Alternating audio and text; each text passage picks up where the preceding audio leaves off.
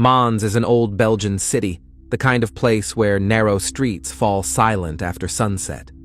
But on October 8th, 2015, that quiet was shattered. The clock read 8:50 p.m. when a passerby walking near a high-end residential complex in the city center heard a dull, sickening thud. It didn't sound like a dropped object or a trash bag hitting the ground. It was the unmistakable sound of a human body colliding with concrete. The witness ran toward the corner of the building.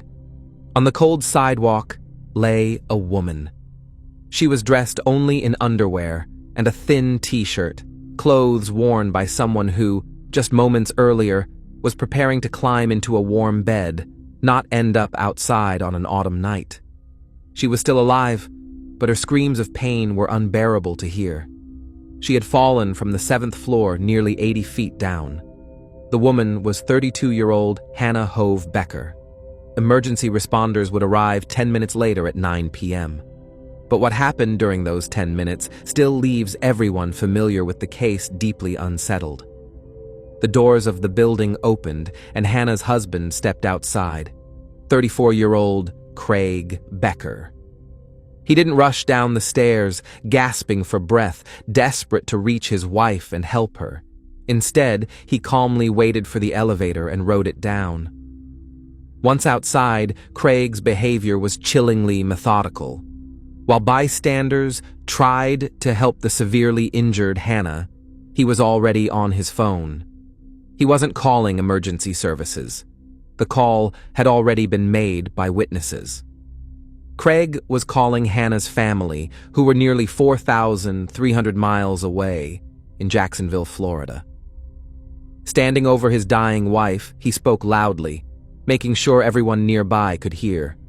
He told her parents his version of events, that Hannah had been drinking, that she had taken pills, and that she had made this choice herself. Hannah was rushed to the hospital, but her injuries were far too severe. Later that night, doctors pronounced her dead. To the Belgian authorities who responded to the call, the situation appeared straightforward. Emotional distress, substance misuse, a sudden decision. Just 2 hours after the incident, the case was provisionally closed as a case of self-harm. No one knew then that this rushed conclusion would spark a 7-year battle for the truth. Hey everyone! Before we dive into today's story, I just want to ask you to hit that subscribe button, give this video a thumbs up, and drop a comment down below. I put a lot of effort into bringing you real, true crime cases from all around the world, only authentic stories here. Your support really helps the channel grow, and I truly appreciate any interaction. To understand where this tragedy began, we need to go back to Florida. Hannah Becker was born in Sweden, but grew up in the United States, in sunny Jacksonville. Her family was the picture of success.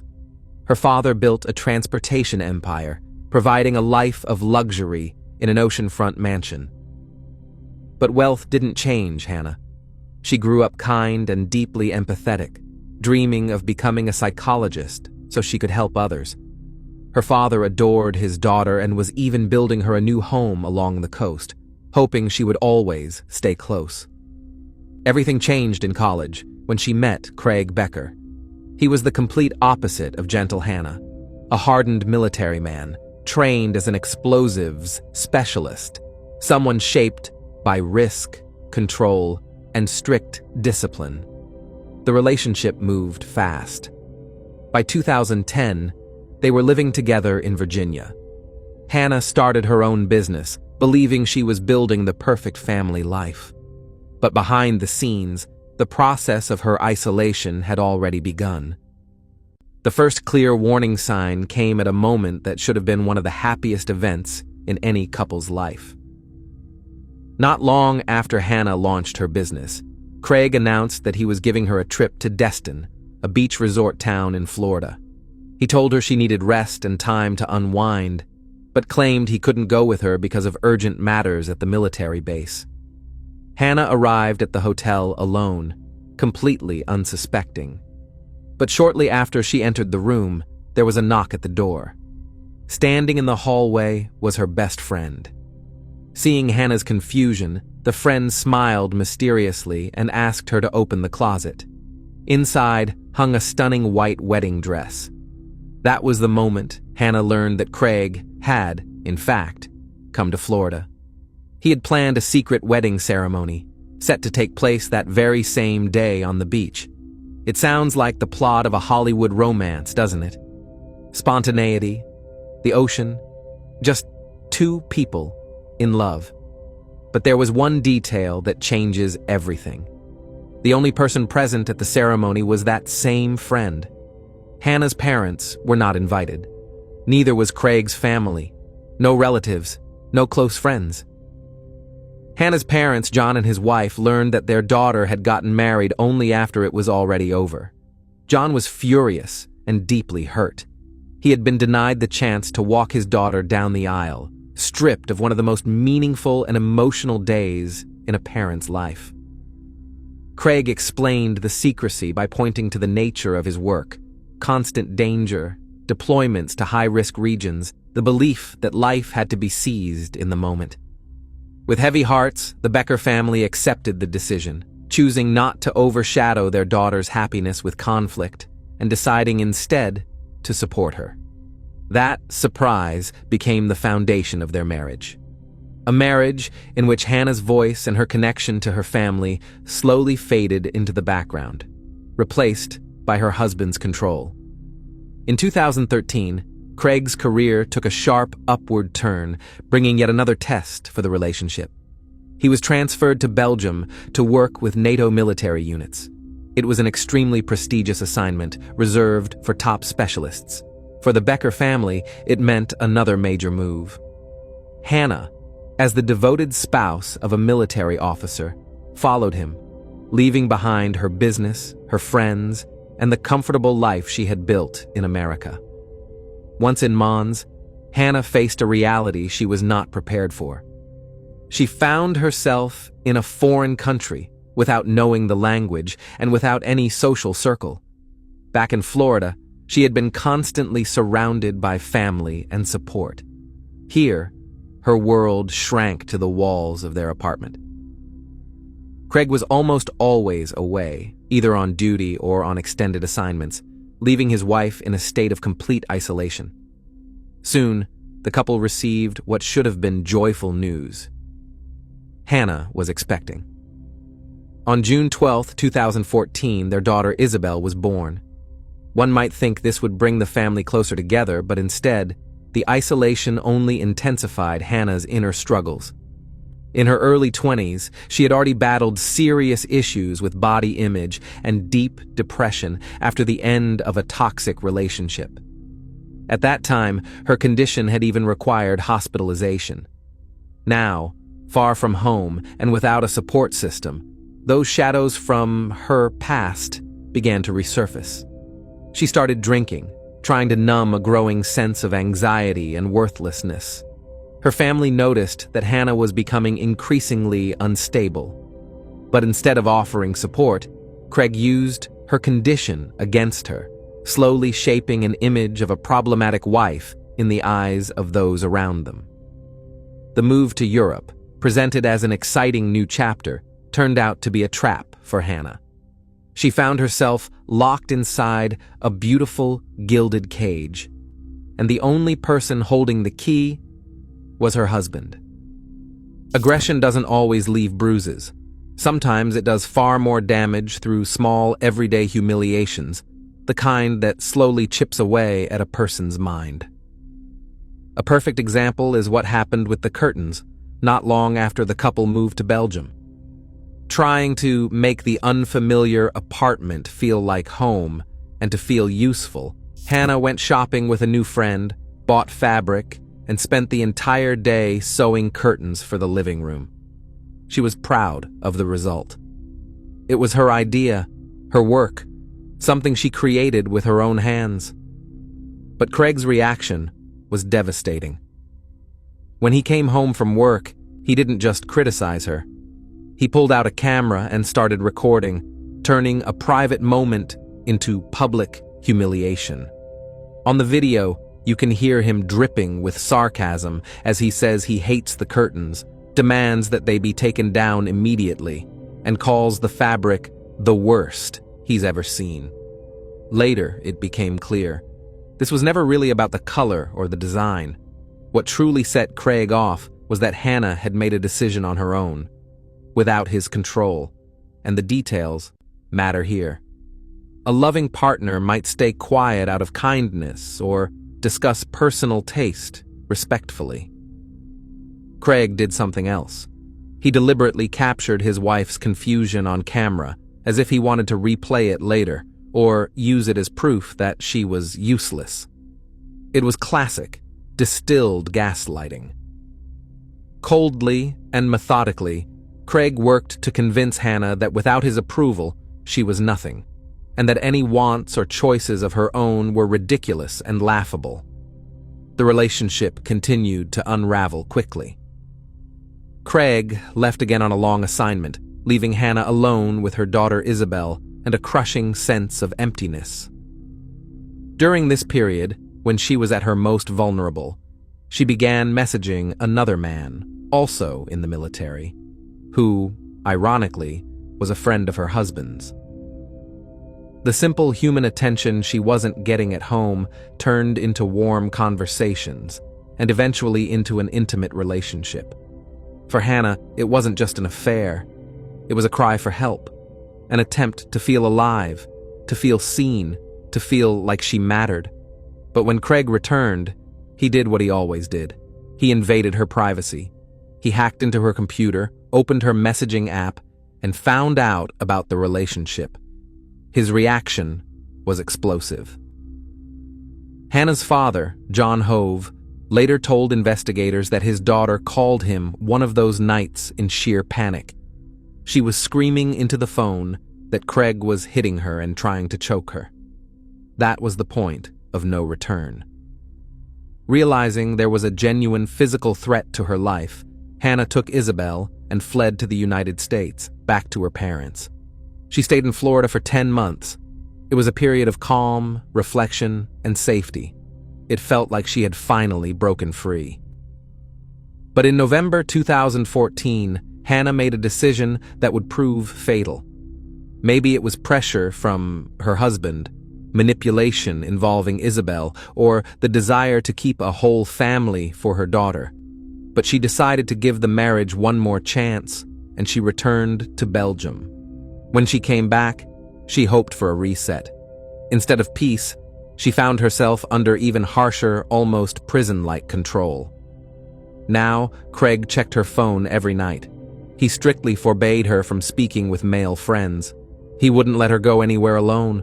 The grip tightened.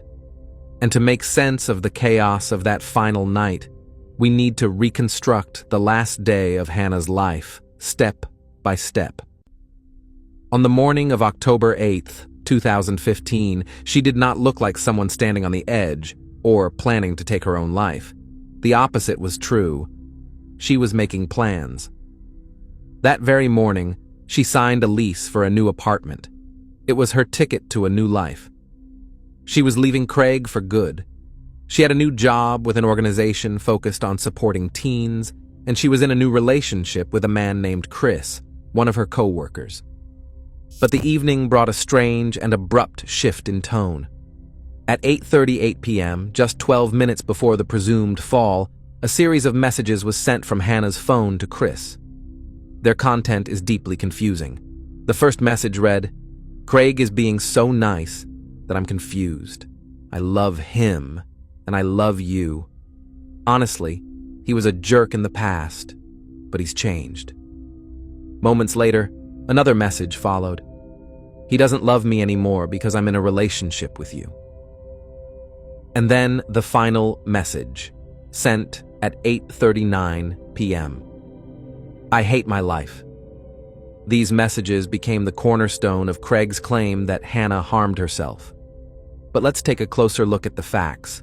That same morning, she signed a lease for a new apartment, preparing to move out, full of plans and hope. And then, just minutes before her death, she suddenly writes about loving an aggressive, controlling husband and hating her life. If we examine the evidence more closely, the messages, sent one after another in such rapid succession, don't read like a genuine emotional breakdown.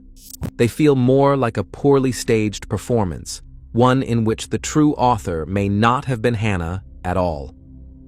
Craig would later explain these texts by claiming that Hannah had a panic episode after overhearing him talk on the phone with his new partner, Jackie. According to him, he tried to calm her down, reminding her of Isabel, but his words no longer reached her. The countdown had begun. 13 minutes after the last message was sent, Hannah's body would be found on the sidewalk below. Immediately after the incident, Craig Becker presented authorities with a clean, seemingly logical account of that night. He said he came home sometime after 7 p.m. Hannah had made lasagna, and they sat down together for dinner, opening a bottle of wine. Craig claimed he drank only one glass, while Hannah, who he described as emotionally unstable, supposedly drank the rest of the bottle herself. According to his statement, they then went to bathe Isabel. In the bathroom, Craig said Hannah was so intoxicated she could barely stand. He claimed he sent her to the bedroom to lie down and sleep it off, while he stayed behind to finish bathing their daughter. Around 8:50 p.m., he said he heard a noise, stepped out of the bathroom, and realized that Hannah had gone out the window. He insisted she jumped headfirst, decisively, without hesitation. But cracks in this smooth narrative appeared almost immediately. First, Craig's actions after the fall. He told investigators that he took Isabel out of the bath, dried her off, and put her to bed before going downstairs to his critically injured wife. Yet the police report notes a troubling detail. When officers entered the apartment, Isabel was sound asleep. Do you find that believable? That a very young daughter, who had just been bathed and was allegedly at the center of chaos, shouting, noise, and frantic movement, would instantly fall into a deep, peaceful sleep. But the most cynical and calculated part of what happened came earlier. It later emerged that exactly 2 days before his wife's death, Craig filed an official report with the police. In that document, he claimed that Hannah was abusing alcohol and prescription medication. Investigators would later describe this as laying the groundwork. He was Zarania creating a legal safety net, carefully constructing the image of an unstable woman allegedly dependent on substances, so that when she died, authorities would already have a ready-made answer to the question, why? Hannah's parents arrived in Belgium within 24 hours of the tragedy. They were shattered by grief and were preparing for the cremation, planning to take their daughter's ashes back home to Florida. Craig met them at the apartment. He appeared crushed, playing the role of the grieving widower flawlessly. Hannah's parents, unaware of what they were about to uncover, even hugged him, trying to comfort and support him. That sympathy vanished the moment John, Hannah's father, began carefully examining the apartment. He noticed details the Belgian authorities had either missed or ignored in their rush to close the case. John approached the bedroom window, the one Craig claimed his daughter had gone out of, and looked down. On the roof tiles directly beneath the window, he saw clear markings, deep scratches, and gouges. If Hannah had jumped headfirst, as Craig insisted, these marks simply could not exist. They told a very different story. She had gone feet first, facing the building, desperately clawing at the tiles, trying to hold on. She didn't jump. She fought for her life until the very last second. Experts would later refer to this as the Spider-Man position, a posture that completely dismantled Craig's version of a voluntary jump. John continued finding contradictions. In the apartment stood an open suitcase, half-packed, clear evidence that Hannah was preparing to move, not preparing to die. And then there was the phone. Hannah's cell phone was lying on the living room couch. For John, the pieces snapped together into a horrifying picture. This was not an act of self-harm by a broken woman. This was a calculated crime, staged to look like a tragedy. Under intense pressure from Hannah's parents and testimony from new witnesses, Belgian authorities were forced to reopen the investigation. The key to the truth came from biological samples that survived by sheer chance. At the hospital where Hannah was taken in critical condition, doctors followed standard medical protocol and collected blood samples. Those vials, stored in a laboratory refrigerator, would ultimately destroy Craig's primary defense. The forensic results were shocking. Hannah's blood alcohol level was negligible. According to experts, it was equivalent to less than a single glass of wine. This made Craig's claim that she drank an entire bottle by herself over dinner not just implausible, but outright false. But this was only the beginning. To verify Craig's claims that Hannah had been abusing alcohol for years, investigators ordered a detailed hair analysis. This type of test allows experts to track substance use over several months. The result was clear and undeniable. Hannah had not been abusing alcohol for at least the previous 6 months. The narrative of the alcohol-dependent wife collapsed completely. However, the hair analysis revealed something else, traces of a powerful sleeping medication. Hannah had no prescription for it, and she did not possess this drug. So where did it come from? The puzzle finally came together when a lieutenant from the military base where Craig served gave testimony. He recalled seeing Craig remove a packet of pink pills from a storage cabinet on the base. Exactly what this medication looks like. Hannah never stood a chance. Disoriented by medication and unable to stand firmly on her feet, she became a perfect, defenseless target for staging an act of self-harm. With evidence this strong, it would seem that justice should have followed swiftly. 4 days after the incident, Craig was arrested and held without bail due to flight risk. 5 months later, he was formally charged with a premeditated crime. But then politics and international bureaucracy stepped in. Because Craig was an active-duty U.S. service member, the American government succeeded in transferring the case under its jurisdiction. The proceedings were moved to a military court, and Craig was extradited back to the United States. That was when the real nightmare began for Hannah's family. Instead of remaining behind bars, Craig was released.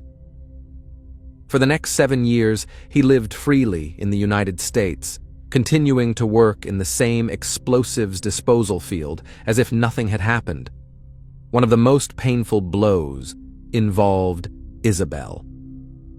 Despite the extremely serious charges related to the crime against her mother, Craig retained his parental rights. Isabel was placed under the care of his parents, who took her away and completely cut off contact with her maternal grandparents. Hannah's parents fought for their granddaughter in court, but the law proved indifferent to their loss. The strain was unbearable. Hannah's mother did not survive this endless battle and the glaring injustice. She passed away from an aneurysm at the age of 69, never living to see the day when the person responsible for her daughter's death would be held accountable. John was left alone, carrying the weight of the fight and the memory of the women he loved. Justice, they say, is a dish sometimes served ice cold. The trial of Craig Becker did not begin until April 2022, nearly 7 long years after that fateful night in Monsens. The military tribunal heard dozens of witnesses, forensic toxicologists, and reviewed evidence that seemed to speak for itself, pointing directly at the guilt of the accused. The motive was simple, as old as time itself: pathological jealousy and the loss of control. Craig could not tolerate the idea of Hannah being happy with another man, with Chris. The crime was his way of sending a final message: if you're not mine, you won't belong to anyone. During the trial, older police reports also surfaced. They confirmed that Hannah had previously reported physical aggression from Craig, proving this was not an isolated incident, but a repeated pattern of behavior. The jury delivered its verdict on April 30th, 2022. The date carried a dark and bitter irony. it was Hannah's birthday. She would have turned 39 that day. Instead of celebration and candles, her family received a verdict against the person responsible for her death. Craig Becker was found guilty of a premeditated crime and sentenced to life in prison, with the possibility of parole. The case came to an end, but the wounds did not heal. Isabel, who was 18 years old by the time the trial concluded, grew up in the household of her father's parents. According to John, he never saw his granddaughter again. Hannah Hove Becker is gone, but her memory lives on in this verdict, a verdict that proved one undeniable truth. Even the most carefully constructed lie will eventually collapse under the weight of the truth.